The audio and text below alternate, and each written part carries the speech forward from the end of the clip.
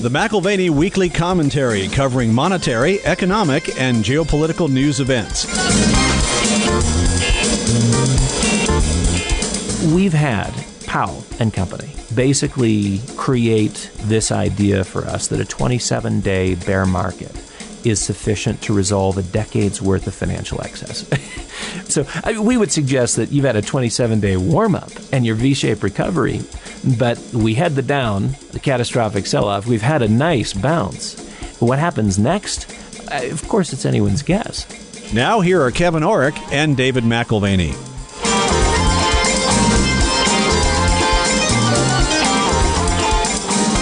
Welcome to the McAlvany Weekly Commentary. I'm Kevin Orrick along with David McAlvany. You told me something, David, that's hard to believe, and I think it has a whole lot to do with the tensions that we're seeing nationwide. You know, we hear about the prospect of a V-shaped recovery, and I was just joking with you last night. I said, boy, I hope that's not a velocity-shaped recovery, because when velocity increases, we're going to have inflation. But here's what you told me, and it's hard to get my head around this, okay? $565 billion has been added to the net worth of less than 10 people. And at the same time, 40 million Americans are filing for unemployment. Do we have a disparity in, who's making the money right now? Well, there's a massive difference between the V-shaped recovery in the stock market and the V-shaped recovery, or lack thereof, in the economy. Yeah. And ultimately, the stock market has to have this correspondence to what is happening in the actual economy. One of the things that Richard Duncan has brought up in our commentary in the past is we can't blame capitalism for this, because we're not in a capitalist society anymore. He calls it creditism, and what that really means is you have a wealthy few who can print as much money as they want, and then you have the rest of us who can't. Yeah, something that's in our conversation on a fairly routine basis on the wealth management side of our business. Doug Nolan will often mention, this tendency towards inflationism, and that our central bank monetary policies have been very inflationist going back decades. The primary problem with inflation is that it is the factor that eviscerates the middle class. The middle class can grow out of a free market economy, but you can also destroy the middle class through inflationism. And I think that's what we are seeing, is many people in the middle who are getting squeezed, and those who are not and never would be in the middle, they are squeezed even more. And the way you can pull that off with the people is you say, hey, we're just trying to give you comfort. Look at this quantitative easing. Inflationism, let's call it what they call it now, quantitative easing, which is a fancy word for just printing money. That's precisely what you've had in terms of driving the rally off the March lows. It's a quantitative easing driven, a QE driven rally off the March lows. And, are we underestimating where we go from here? Is the move in the market maybe at this point overhyped? Well, I think time will sort through all of those things. But what the last 2 weeks have sorted out visually for us is that there's a lot of unhappy people in the system. Right. And they're not blaming the markets right now. They're blaming race, or they're blaming social differences. That's right. So, and I think quite a few in the mix have demonstrated a lack of social decorum. But very clearly, you look at QE and you look at debt monetization and the drive in the stock market, and you've got speculators, stock market speculators, in ecstasy. And that's even while the social fabric of the country is being torn apart at the very same time. So politicians have done very little to address core systemic problems. Some would say that the core systemic problem is racism, which has permeated every nook and cranny of society. Maybe it is. I'm not an expert in many things, but I do see it differently. I see decades of a system that functions best.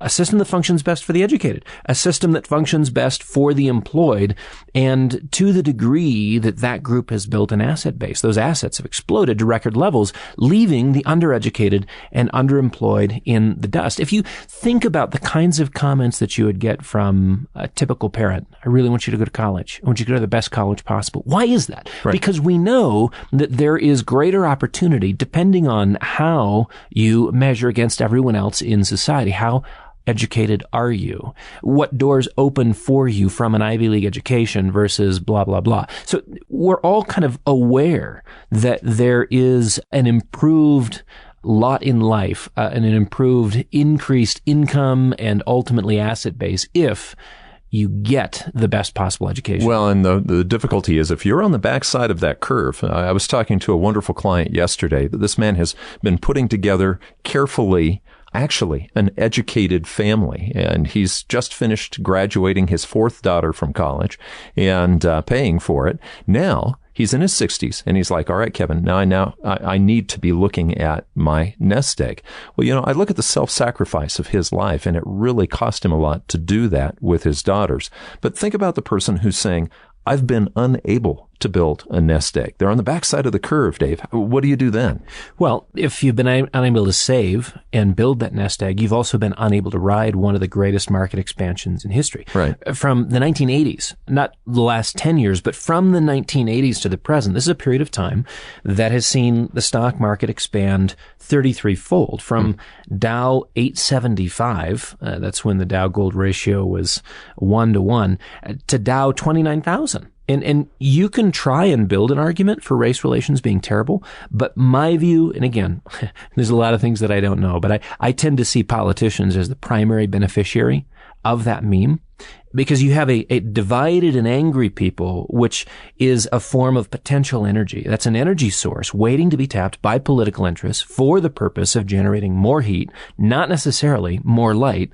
And that is in the context of a territorial or constituency capture. Yeah, last week we talked about the broken window economic fallacy, but actually, two wrongs don't make a right. And it's something that I highlighted in my book, The Intentional Legacy, where if you look at legacy, it's typically broken hearts, not broken bank accounts, that make for the undoing of a legacy. Wounds don't heal by inflicting more wounds on someone else. That is a pain perpetuation cycle that only ends when someone boldly steps forward to forgive. Right. And in your own family, you're continually trying to employ tactics and techniques to teach your family for their future generations how to handle those types of tensions. And what unconditional love and unconditional forgiveness looks like. I'm married to a Sicilian. You have to understand, I'm seeking forgiveness routinely because there's an alternative. If there is no olive branch extended, you may find that cousin Vinny's visiting and he's there to massage the knees. Now, it's fascinating to watch because, I'll just do something in play, in jest with Mary Catherine, maybe a friendly elbow nudge or whatever. And she comes back with 10 powerful fist slams to my arm. And I'm like, wow, it doesn't seem proportional. This is definitely Sicilian. So again, it's an issue of perpetuating a cycle or embracing forgiveness. And I think that's something that we're really not well geared for as a society. It's a concept that we haven't necessarily embraced.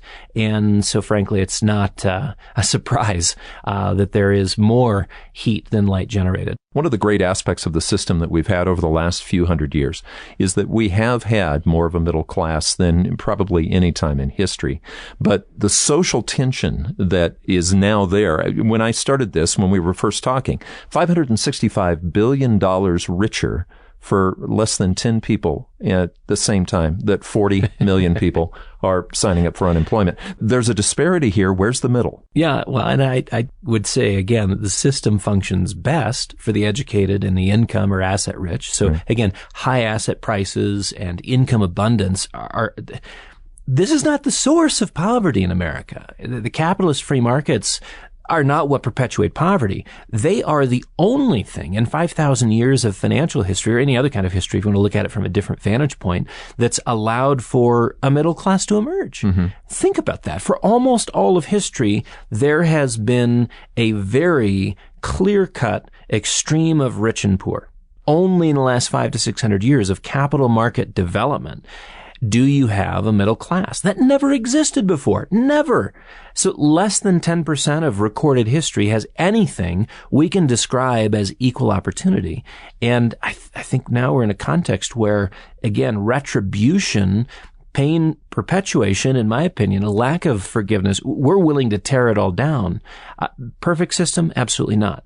And no, not everyone participates equally. So the contrast between haves and have-nots is there. If you're there for sort of a Marxist critique, or you're there as a politician looking to exploit, I think this is really key. Misdiagnosis is always unhelpful. if you want an actual cure. So getting clear on what the issues of the day are, that's very important if you want to mend the broken and fix the frailties within the system. Yes, but if you don't want to mend the broken fence, okay, but what you really want to do is perpetuate whatever your own agenda is, whatever side you're talking about, then we have to say, all right, the temperatures are running a little too high for constructive criticism or dialogue, because constructive dialogue is to try to fix something.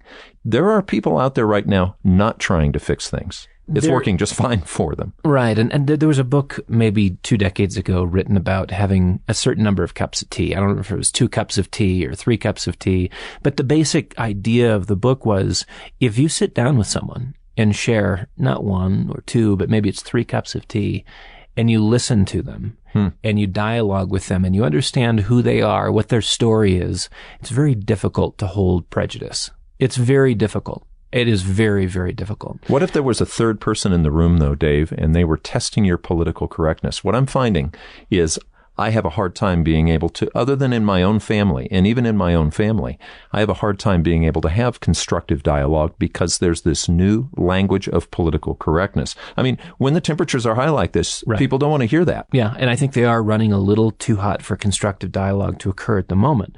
You have accusations, you have blame, you have anger, which is, I mean, look, if you've ever tried to resolve conflict, there tends to be elements that escalate a situation, not de-escalate it. Right. And this is a conversation we have. Those are 2 words that, trip off our tongue every week at our house. Are you escalating or are you de-escalating, right? Yeah. So, I mean, there's 6 of us. So we're in close quarters and there's room for conflict and misunderstanding. Well, especially when you're living in the Airstream. Right. Yeah. That's true too. Yeah, so, I mean, we're imperfect people and we're living in an imperfect world, but we operate like we know what's really going on. And usually we either don't know what's really going on or we only know in part. And it's always more complex when you take into account someone else's point of view, which, frankly, selfish people sometimes forget to do. Yeah. But that sense of understanding, which gives us a certain degree of certitude, and it's really misunderstanding. It's a false or an incomplete belief.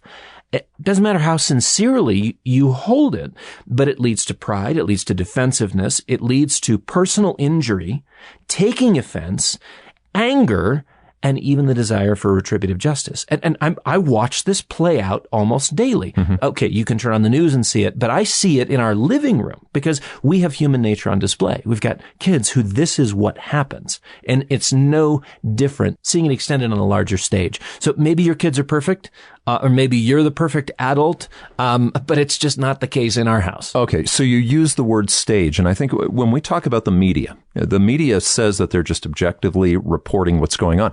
It's a stage. It's entertainment. They have to have ad dollars coming in all the time. How do you do that? Well, you have to create tension and chaos all the time. Okay, so how many interviews have I done with Bloomberg, with Fox, with CNBC? Right, we're sitting in the studio where you do them, right? Dozens here. And dozens of interviews, either here from our studio or live in London, in New York, where have you, wherever it may be.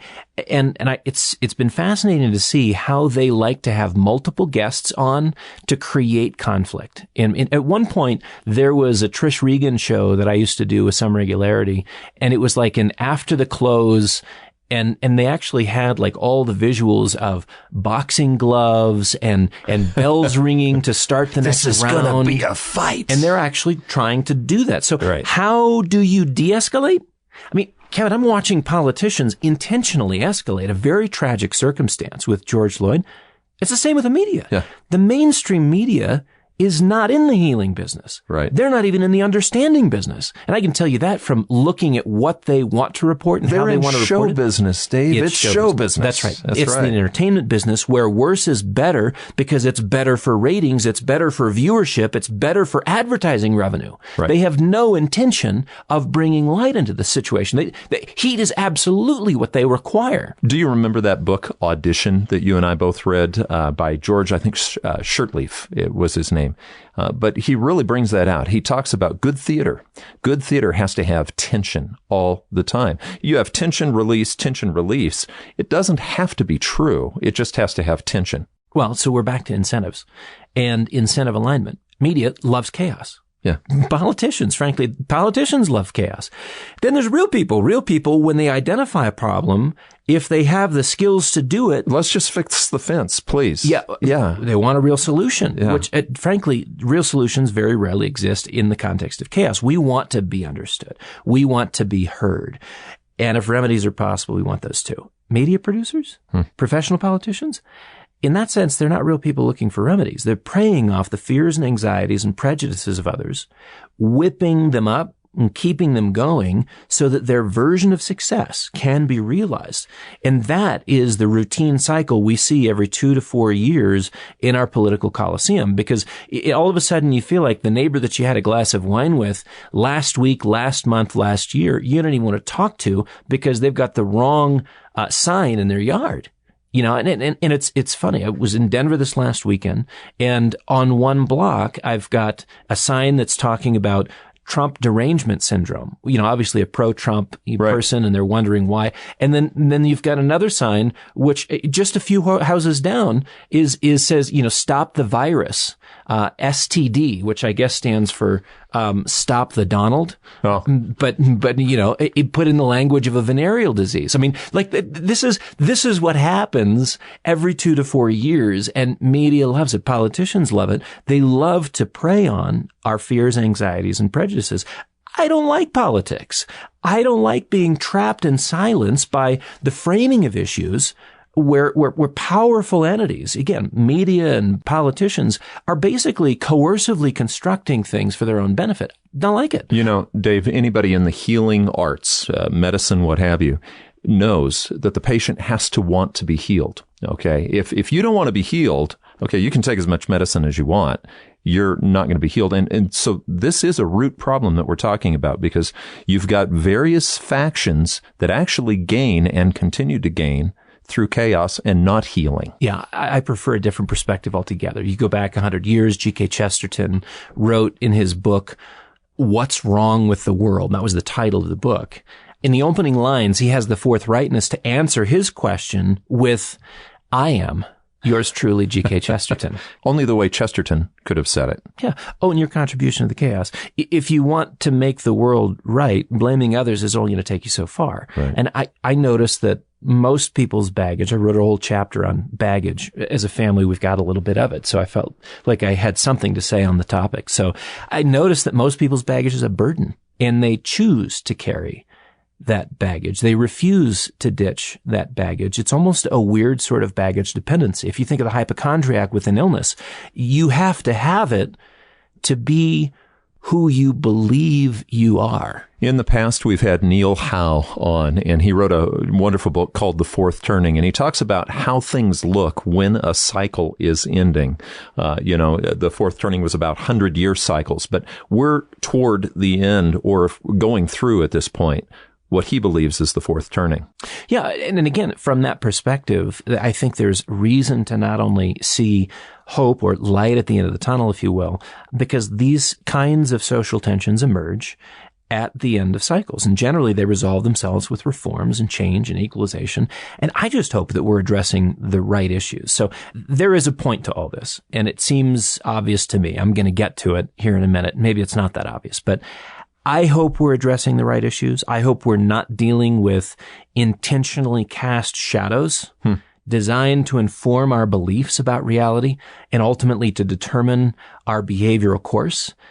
Beliefs can be sincerely held and can be severely wrong. Mm-hmm.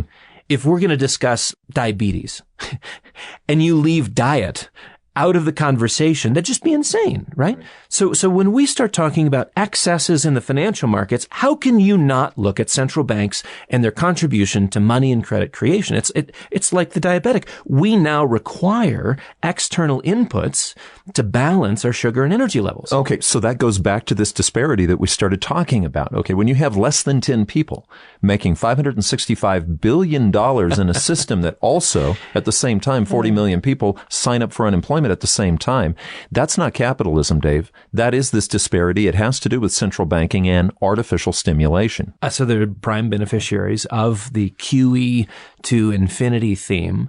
And it's so funny to me because Powell last week said that the Fed's policies absolutely, those were his, absolutely did not add to inequality. That's insanity. Now, I like Powell, but that's got to be the dumbest thing he's tried to defend. There's no greater contributor to wealth inequality than the market maneuvering of the world's central banks, led by Powell and company, and then copied by the ECB, BOJ, PBOC, the whole laundry list of central banks.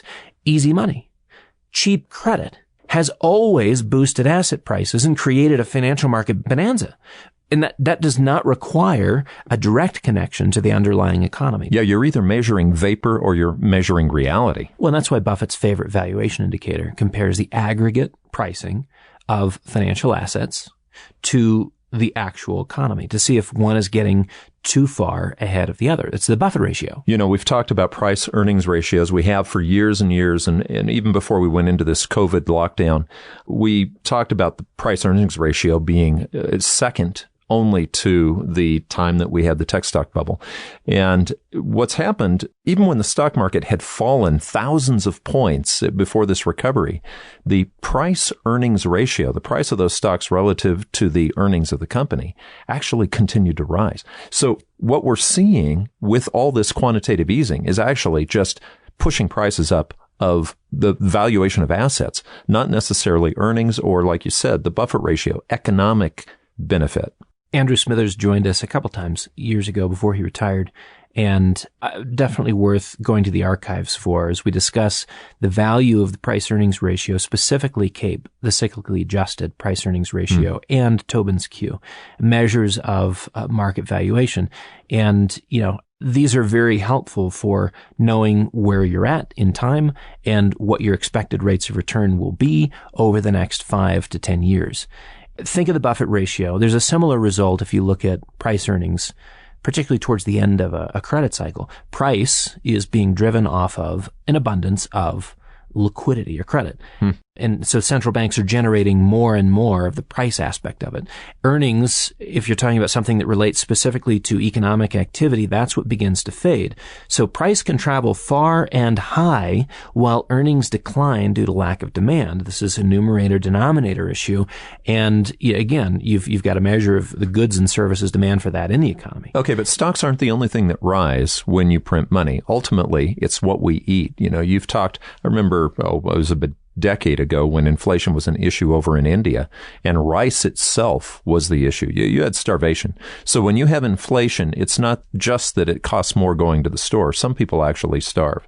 Yeah, the tortilla crisis. I mean, this is something that, you know, is the idea that if tortillas are getting more expensive in Mexico, people aren't happy. Right. You know, because something as basic as corn does matter. Something as basic as rice does matter. I talked to my dad the other day and I asked him what he was doing, and he's out, you know, drying 8,000 pounds of rice. And that's one of the things. For the orphanage. Yeah. Well, and for the whole community. They've become sort of a business hub for being able to offset the costs of maintenance of the orphanage. He's just kind of an entrepreneurial guy that way.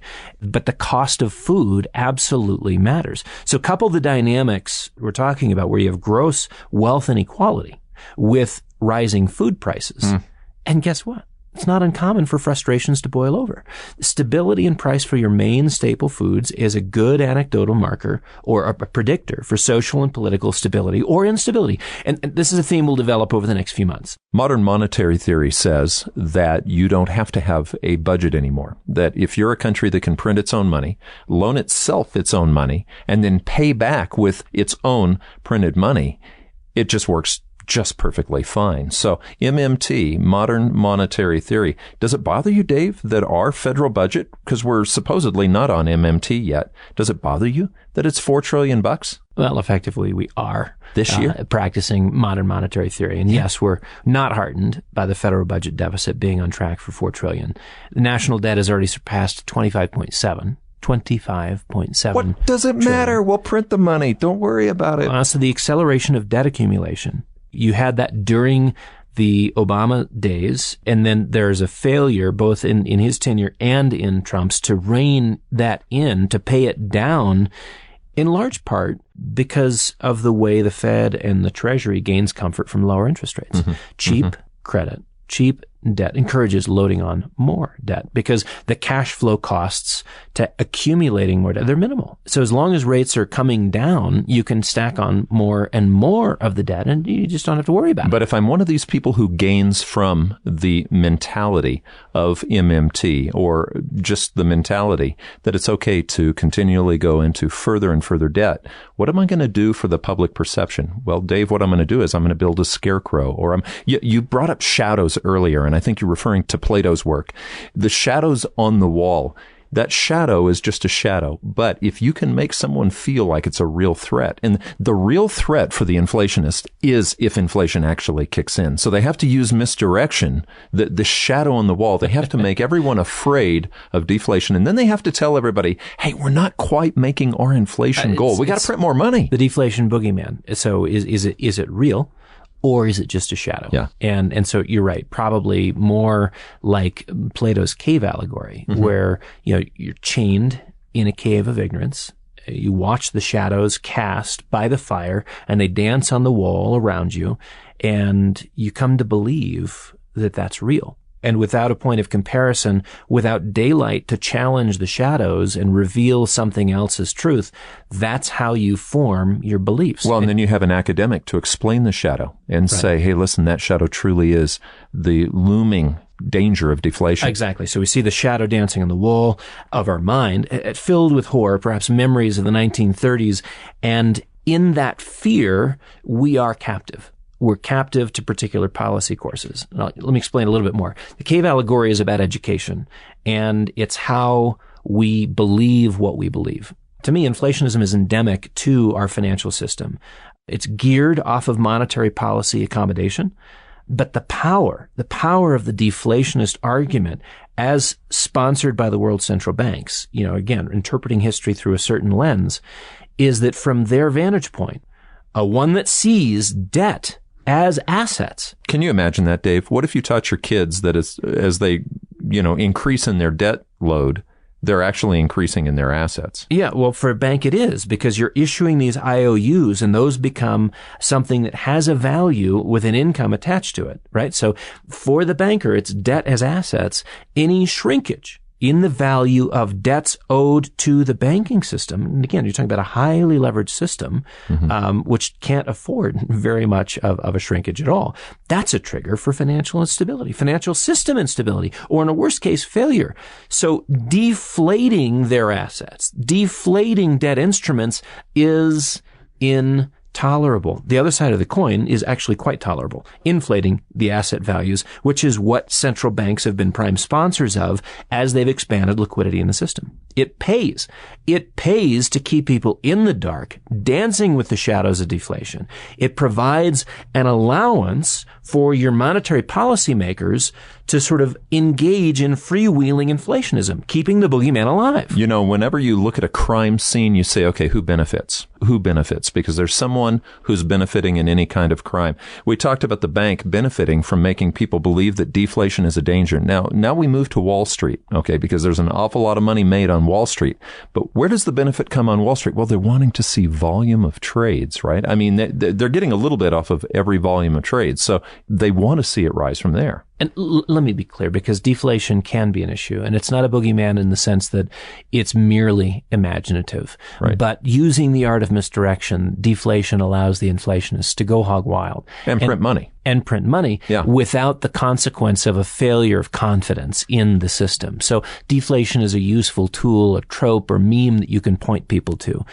You're right. Wall Street, what do? They supply custody for assets. They sit on your savings and investments, and they provide trade facilitation. So whether it's the custodial aspect or the trade facilitation, volumes matter. Right. Volumes matter. Wall Street loves velocity, talking about velocity of transactions in the universe of stocks and bonds, because they capture energy off the volumes, whether it's a penny at a time or a basis point at a time. So here you combine all these things together. You combine the banker's defense of asset prices, right, a central banker's buttressing of the universe of IOUs, and there's a bunch of them, whether you're talking about corporate IOUs or treasury IOUs or whatnot. And then you've got Wall Street's encouragement of increasing flows of funds where money is made off of proximity to the flow. Right. And you have interests that are then, these are the interests we're talking about, which sponsor. They are encouraging excess credit creation, regardless of the social or political consequences down the road. Well, and who benefits on the politics too? I mean, as a politician, this is working for you too. Money is power to some degree. Yeah. So Richard Duncan pointed out years ago, again, check the archives, great interviews with Richard. Capitalism was long ago replaced by creditism. The new face of the markets has nothing to do with capitalism and free markets, and everything to do with credit reigning supreme. Something that's interesting to me is that the Federal Reserve doesn't even have to act like they're not doing it anymore. In fact, they'll just bold-faced come out and say, you know what? Yeah, we're printing money. Yeah, we're printing a lot of money, and it's coming from nowhere. I mean, Powell's interview. That's exactly what happened. CBS 60 Minutes just a few weeks ago. Not ashamed to describe it for us. The exchange went something like this. The interviewer says, fair to say you simply flooded the system with money? And Powell says, yeah, we did. That's another way to think about it. We did. And then he was asked again, where does it come from? Do you just print it? And Powell's response was, we print it digitally. So as a central bank, we have the ability to create money digitally, and we do that by buying treasury bills and bonds or other government guaranteed securities, and that actually increases the money supply.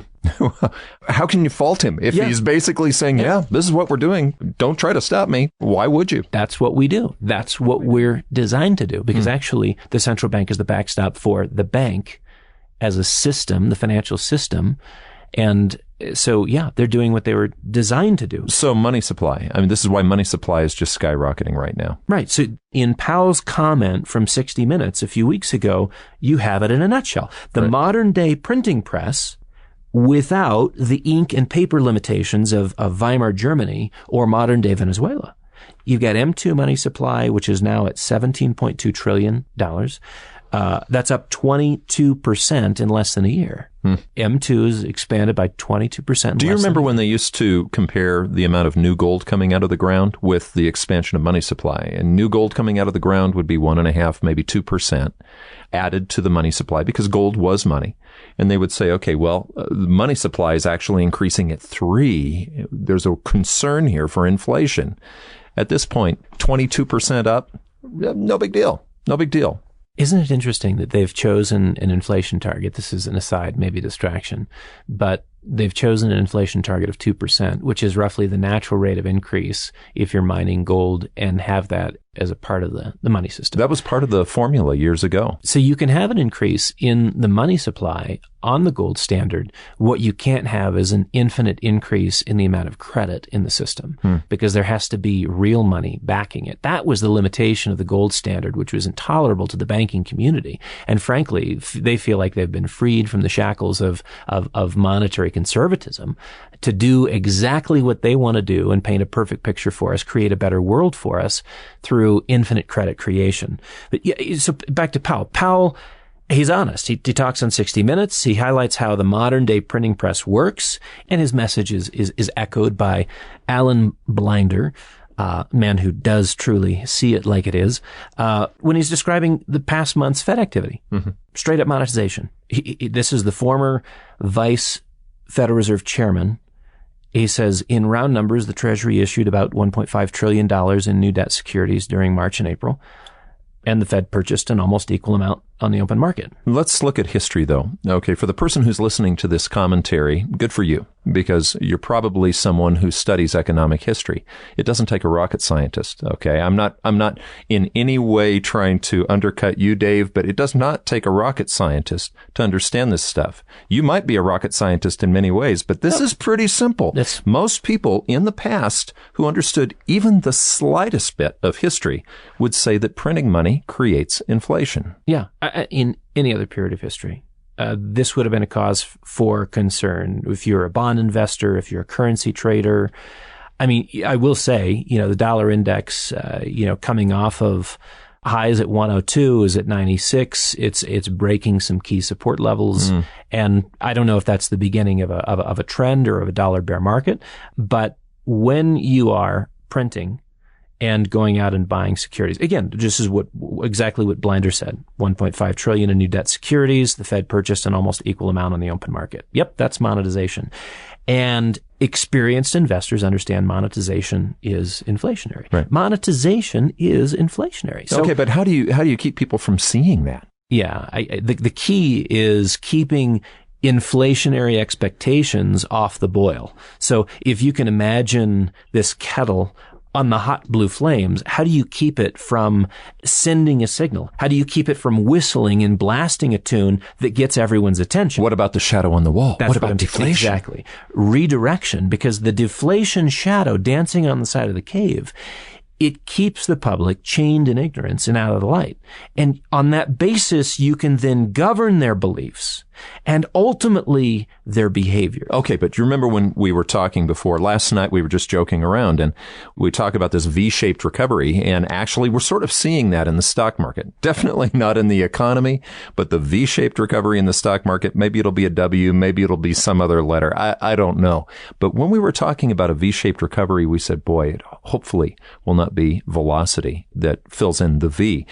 What we have with a 22% increase in monetary supply is we have a huge amount of money that's, you've used this analogy before. It's like sitting behind a dam. If it starts to flow, or if the dam breaks, or what have you, we're going to see velocity increase. That's not good inflation. That's hyperinflation, or the potential of it.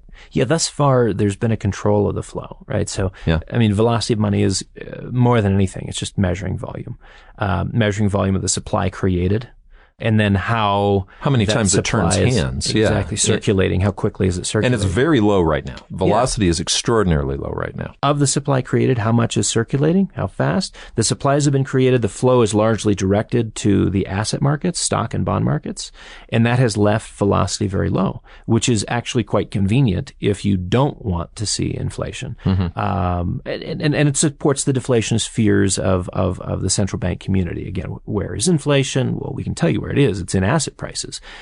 Happy investors, that's what you have today in the marketplace. Happy investors, near all-time highs, stocks, bonds, they may be chained, but they see a picture on the wall, and the central banks have said, yep, you should be afraid of deflation. That's why we do what we do, to keep you happy. And these are not people who are going to protest, protest loudly. Bubbles move. They don't just pop. Oftentimes bubbles move. Through the years that I've worked here with the company, I got a chance to see the tech stock bubble. That was huge. And as that was deflating, then what you had was the real estate bubble. Of course, we saw that bubble collapse, and we had this debt bubble that's occurred over this last 10, 12 years. So it's a little like when you squeeze a balloon on one end, all the air goes to the other side. These bubbles are moving. Asset prices, that's a bubble. That's a bubble. Where does it move? Does it move to food prices? Is that just the front edge? Is asset price expansion the very front edge of an inflation that we all would be terrified of? Well, you're right. And if you go back to Paul Krugman's comments back in 2002, he was pretty clear when he specifically requested, and this is in the dot-com bust era, he said, what we need to do is create a bubble in real estate.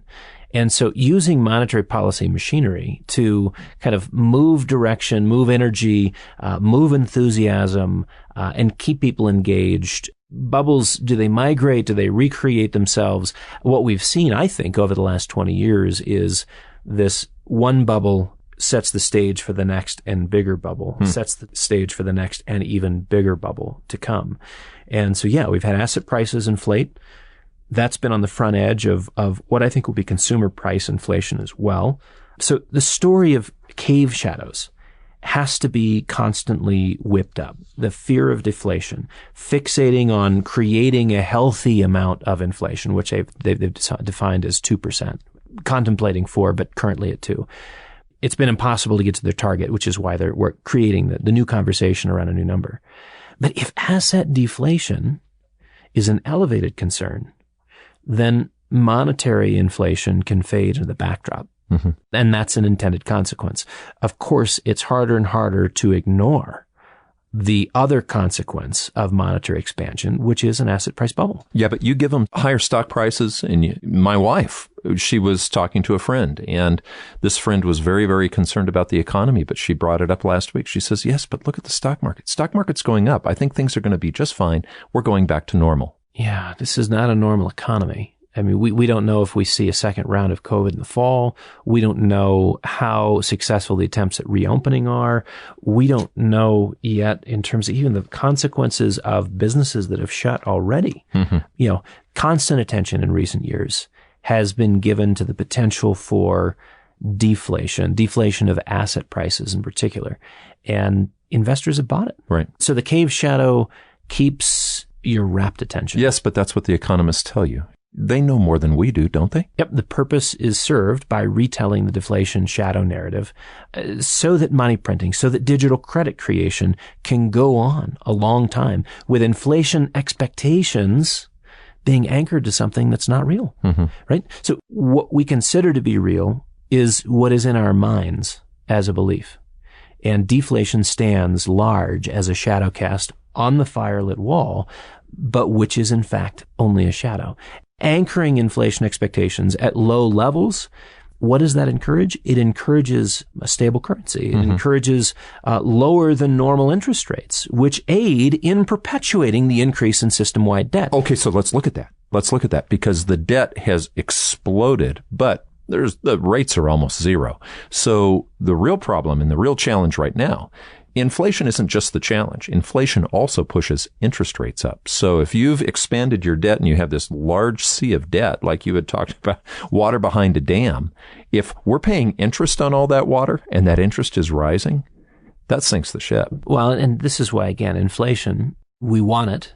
We tell you we want it, but actually we're not going to give it to you straight. We're not going to tell you what the real number is. And so whether it's CPI, chained, unchained, PCE, chained, unchained, there's about 10 different measures for inflation, all of which, if I report them, will prove my point that there is either inflation or not inflation. And this is where, again, you look at the amount of debt that's in the system today, we cannot afford to see interest rates rise. Right. And if we cannot afford to see interest rates rise, then we cannot afford to see inflation, even though that's the stated objective of one of the parts of our monetary policy. We know from past conversations that the economy has developed a very unhealthy dependence on credit growth. Mm-hmm. For any sort of economic growth, we now have to see credit expand. And that's back to that idea that capitalism has been dead for decades. Right. Richard Duncan calls it creditism. Creditism is the operative system that we have. If you want to criticize the current financial markets and the Wall Street, games that are played, look at creditism. Don't look at capitalism as the primary culprit here. And what keeps credit growing when you've passed the point of sustainability, the ability to pay back all that debt? Cheap rates. Mm-hmm. Cheap rates. Yeah. The Fed has to keep the game going. And a big part of that is defining reality in ways that impacts investor and consumer behavior. Chained in a cave, you organize the shadows to inform beliefs. You inform beliefs to determine choices. And those choices, both investment and consumption choices, are the affirmation that you did the right thing. Let's play an imaginary game then. Let's say that we do know that we have 5% inflation, 10% inflation, maybe 15% inflation. We've had that before. We had that back in the 1970s.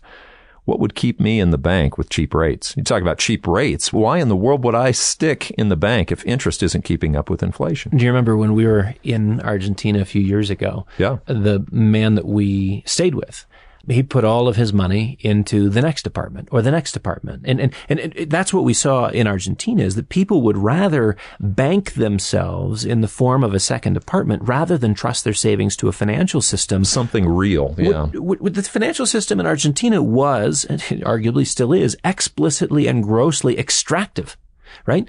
Lest we forget to mention, Argentina entered its 9th debt default here in the last week or so. Isn't it amazing? I mean, they come out with bonds and the bonds pay very little interest and people are like, well, it'll never happen again. And then how many times do they default? I mean, Argentina, Venezuela, you name it. Virtually every country that goes into debt. I'm going to say that the problems in Argentina are not unlike what we were talking about earlier in our conversation.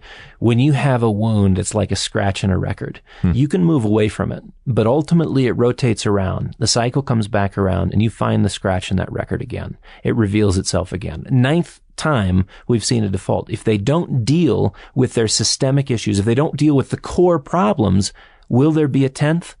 I mean, come on. Is that not the easiest bet in the world? Well, okay. So let's take Argentina. We can even look at Venezuela as an extreme. If you were in those countries, if you were captive in those countries, there was a degree of captivity with the currency there, even in Argentina, Dave, because we were told what the official exchange rate from the Argentinian peso was to the dollar. Versus the blue rate. Versus the blue rate. And of course, everybody had to operate on the blue rate, which you actually got twice as many pesos as you would if you were operating on the official. But by the way, blue is a fancy way or a friendly way of saying the black market. That was the black market. It was the black market. But those people who were losing value in their money that rapidly, and I think it was about 40 to 45% per year at the time we were there, they could have, and they would have loved to have had an option where they could have put that into gold instead of actually a savings account that didn't pay enough interest. Well, that's the whole point. When we set up Vaulted, it was our alternative to a grossly extractive banking system geared towards low interest returns and higher rates of inflation. This is where, forget the blue market, forget the black market. I'd rather be in the gold market. Right. I mean, that's where, again, essentially, you are a captive audience. What is a captive audience? The captive audience is an audience who's stuck with a particular set of beliefs, unwilling to crawl out of the cave into the daylight, right? And you find that when push comes to shove, plenty of people do in fact say, wait a minute, the system's not working for me. I got to do something different, right? So I have some sympathies with seeing the system as it is and wanting it to be different, creating a constructive outcome. That's what I'm interested in. So we've had Powell and company basically create this idea for us that a 27-day bear market is sufficient to resolve a decade's worth of financial excess. That's never happened. A true bear market's going to be years. Right. So we would suggest that you've had a 27-day warm-up, right? Yeah. And your V-shaped recovery. We don't know how this chart finishes, but we had the catastrophic sell-off. We've had a nice bounce. What happens next?